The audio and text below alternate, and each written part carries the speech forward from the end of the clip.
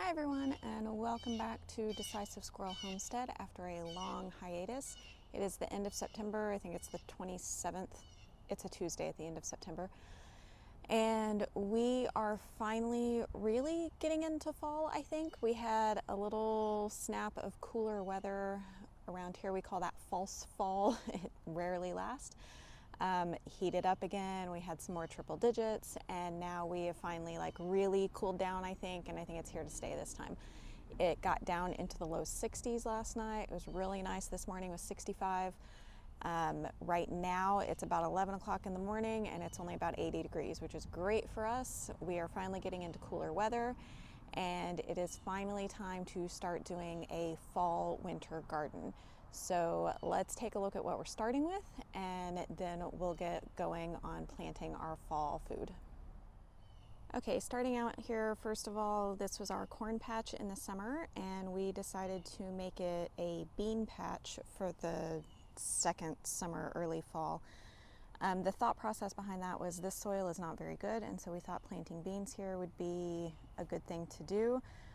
The ones over on the left side of this patch are not growing super well. Those are green beans and wax beans. Those also didn't grow well in the main garden this year. So I'm not sure if that's a weather thing or a soil thing or this is a sunnier spot thing. But for some reason, that's just not going well this year. We have not canned any green beans. There are a few, but probably not enough to can.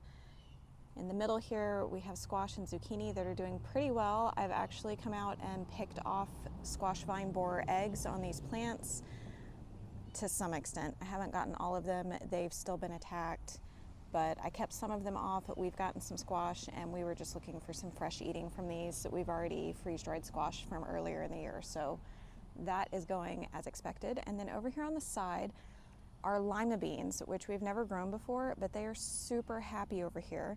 And again, I'm not real sure what the difference is, if it's the plant or that this is more shaded or more nutrients flow down this way, but whatever it is, these plants are really happy.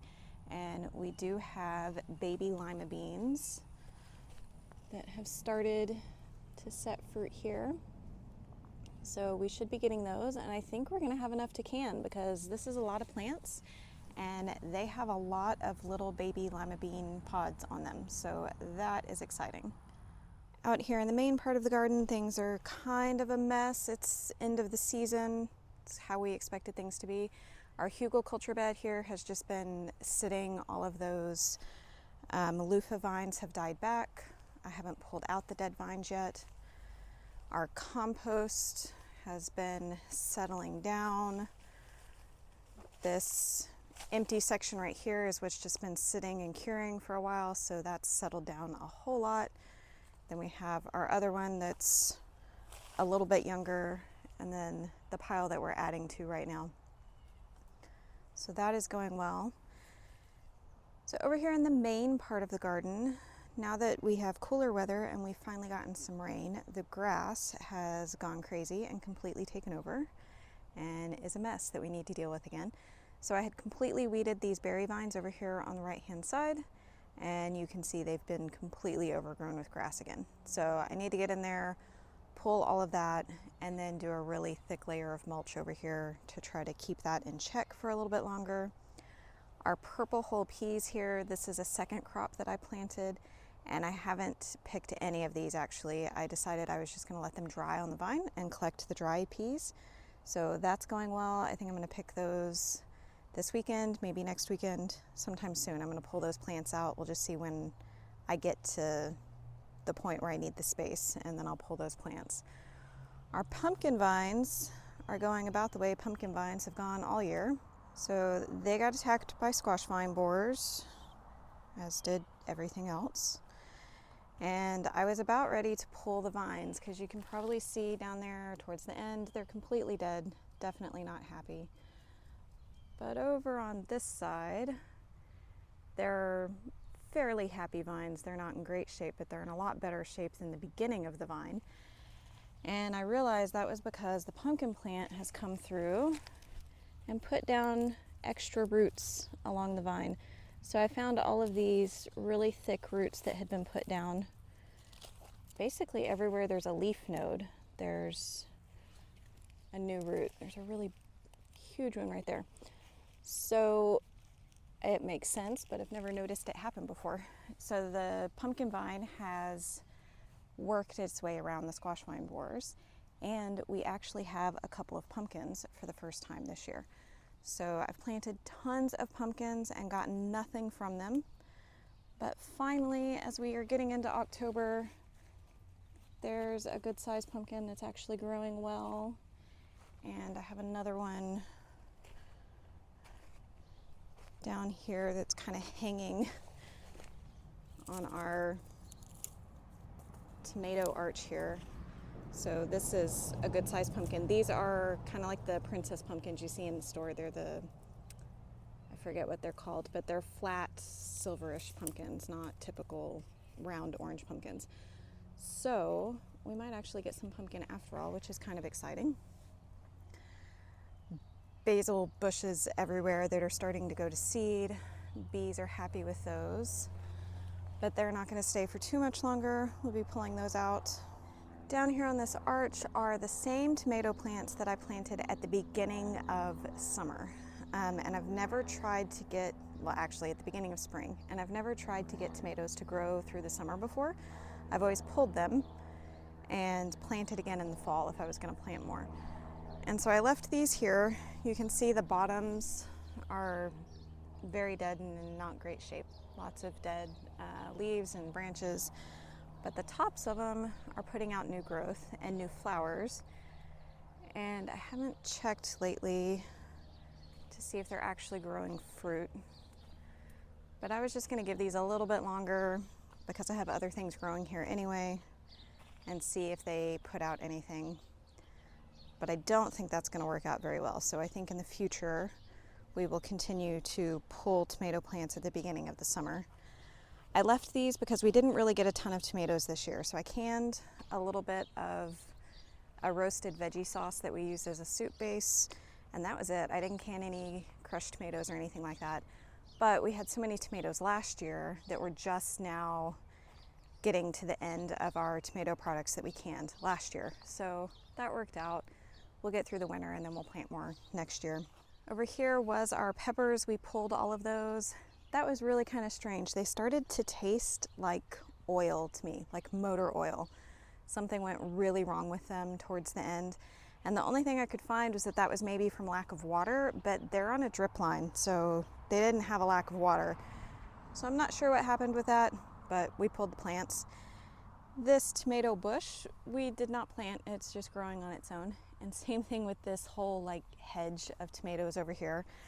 These are both cherry tomatoes, and we have been getting a handful of tomatoes off of here. You can see there's some in there. That will come out as we need the space, but we didn't plant it. It was giving us free food. We just left it. And then we have our okra, which is looking pretty sad. This little okra forest here.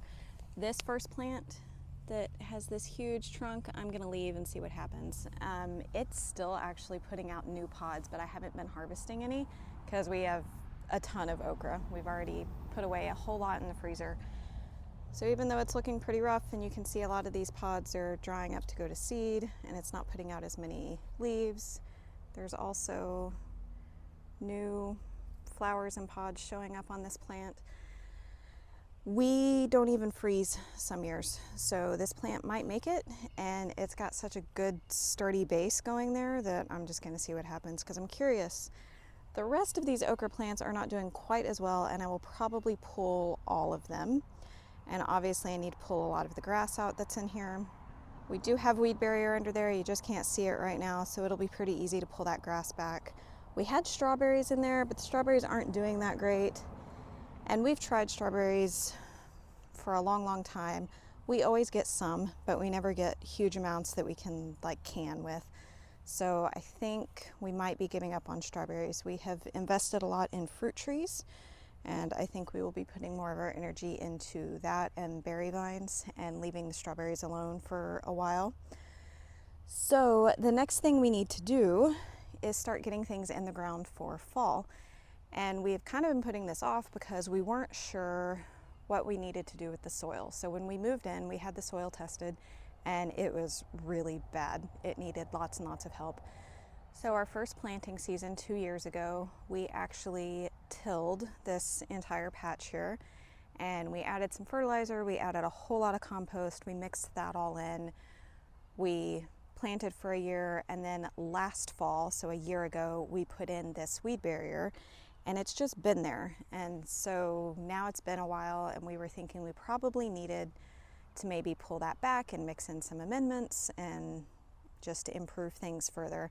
But we did another soil test, and it turned out that everything here is great. It was in wonderful shape. It doesn't need anything. So we're not going to pull up the weed barrier. We're just going to keep on keeping on. Some grass does come through the weed barrier, but it's not bad and it's easy to pull those weeds. So we're just going to leave it and keep planting in the same spots that we have. We do have our worm compost bin, so we will use some of that vermicompost just in the planting hole when we put in transplants or seeds, and that will be good enough, I think. So most of this is going to come out. We're going to be planting green peas, carrots, beets, but our goal with the beets is just to get beet greens this time, not the actual beets, because that seems to keep not working. So we'll mostly use those for beet greens. Let me think, broccoli, cabbage, cauliflower, all of those basic sorts of things will go in here. And the last big thing that needs some work are these wicking beds. So I had these completely weeded, and then again we got rain and good weather and the weeds have come back. And the asparagus that's in here is really, really happy. So it's put up lots of shoots. We have not collected any to eat. We have let them all fern out and make these basically trees. So that they can build a really good root system, and then our plan is to start collecting these for eating probably this next go around. I'll cut these back and then we'll start collecting them for eating. So there's a lot of asparagus in here. It just needs a little bit of tending, but it's obviously very happy. You can see how it's grown up so much. We have found a few spots of what appears to be asparagus in random places around the property. I'm not entirely sure how that happened, but it seems like we have some free asparagus. We're deciding whether to leave that or pull those out so they don't take over. Let's see, we have our herb beds are still growing basil. I think that's the only thing. I don't think there's oregano over here. We do have oregano somewhere else. And then these beds have always been for lettuce, and they're pretty overrun and not being used right now. So we will be starting up lettuce soon now that it's cooled off more. Our chickens over here are pretty happy, but they've seen better days. They're looking a little rough and ragged, and that is because most of them are molting. So they don't look so pretty right now. They are over 1.5 years old, so not surprised by the molting. Sandy up there in the front used to be top of the pecking order. She has moved to the bottom of the pecking order. And we've had issues with one of the hens mounting her. So she's having some feather loss on her back that is starting to grow back finally. So she's had a rough time of it. Everybody else doing pretty good. They're just looking a little rough and ragged, and that's because they're molting. So we also have not been getting as many eggs from them while they're going through that process. But we still have enough for us, and we have been freeze drying some eggs. We've tried some salt cured egg yolks. We've put some egg whites in the freezer to use for angel food cakes later on. So we're still doing fine. We haven't bought any eggs in a long, long time.